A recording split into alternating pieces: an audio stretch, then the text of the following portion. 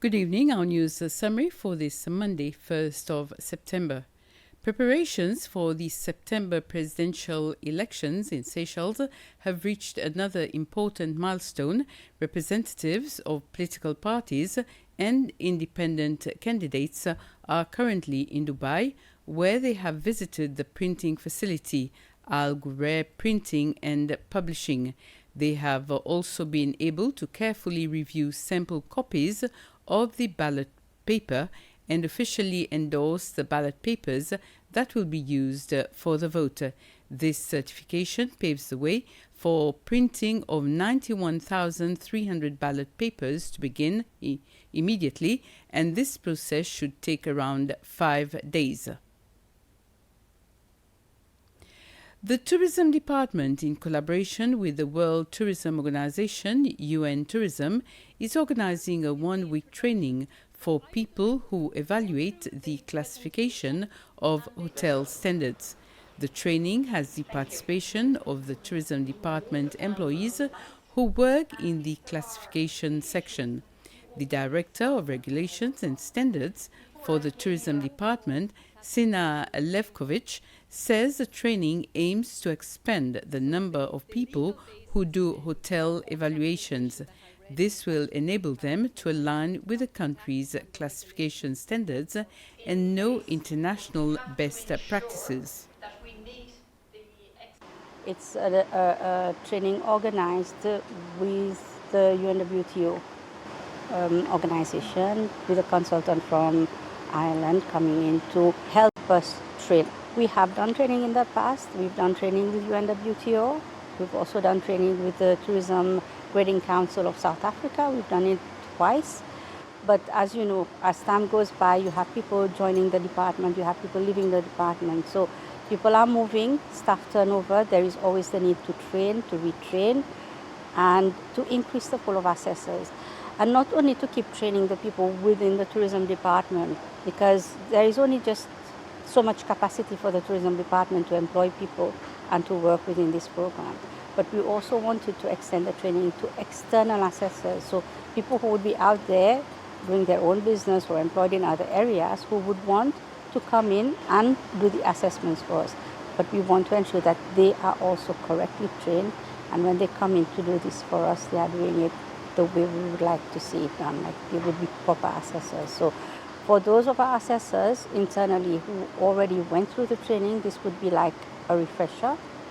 And for those who have never been through the training, this would be like a complete training into how you conduct a grading assessment when you go out there, how you interpret the grading criteria, how you apply it when you go on site and you are actually assessing the establishment. The Seychelles Police has received a donation from the AMSA Group, led by its president, Abdullah Ajmal. The company handed over televisions, microwaves and wheelchairs in recognition of the police force's service. AMSA also organized a blood donation drive at the Seychelles Hospital, with officers taking part. That has been done by the police does a service for the people, and many a times it's not very comfortable, long hours away from their families. So this hopefully will make their lives a little better. And as we serve the people of Seychelles, police is obviously a very, very important part of any country, and we wanted to appreciate their contribution to society as well. Today, I don't think anybody can do without a television. So the fact is that these are contributions towards a better lifestyle, right? And to ensure that people are far more better served, if you like, when it comes to, and that I believe is what was the reason why the team also selected these items, because that's something that people can use and will use on a daily basis throughout the day. The acting mayor of Victoria, Lydia Charlie, together with the chairman of SACOS, Patrice Bastide, signed an MOU today in regards to the development of the Mayor's Garden project. This took place during a ceremony at the project site outside the mayor's office. The project is a collaboration between the Mayor of Victoria, SACOS, the Planning Authority, SPA, and the Landscape and Waste Management Agency, LWMA.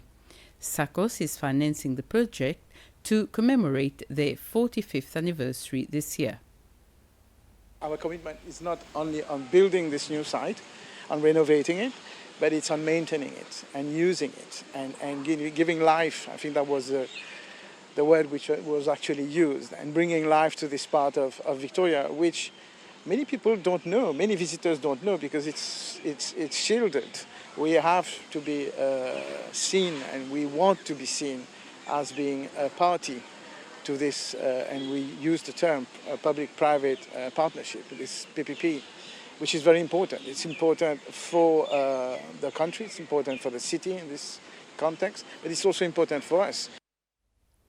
The Board of Directors of the Seychelles Ports Authority, the SPA, has announced the reappointment of Sonny Payet for a second three-year term as Chief Executive Officer.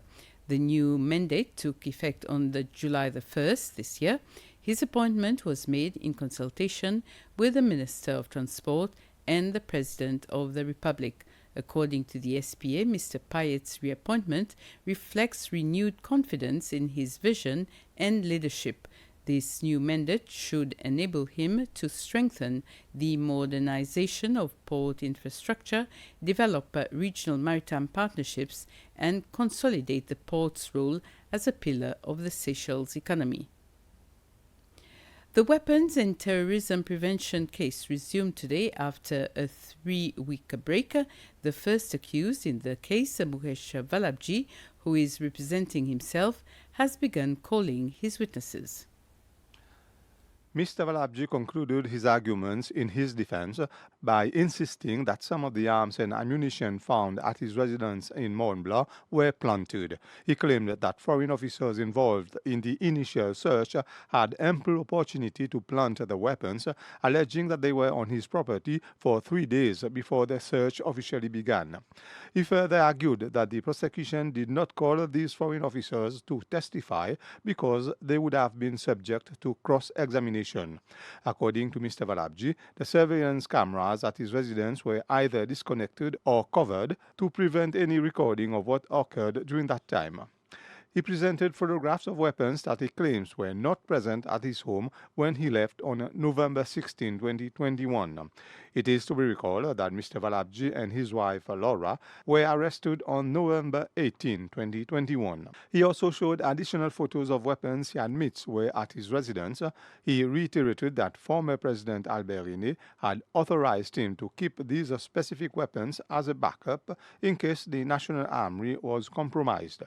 He stated that he was acting under Mr. Rene's instructions as part of his duty to assist him. Mr. Valabji then called his first 2 witnesses, both police officers, to identify items shown in the photographs that they had taken, including vehicle keys and door keys. The political party campaigns for the general elections continue this evening with the legislative candidates for the districts of Anse-Étoile and Os-Royal. In addition, as previously announced, as of a few minutes ago, the program Know Your Candidate is being aired on SBC2, followed by an interview in which the presidential candidate will discuss his strategies and projects if elected. This evening, it is the turn of the l'Alliance Nouveau-Cécile Party LNS candidate Alain Setange and his running mate Daniela Payet. And with this, we come to the end of this news summary. Next on SBC is a local production, Coin Tapis. Have a very nice evening.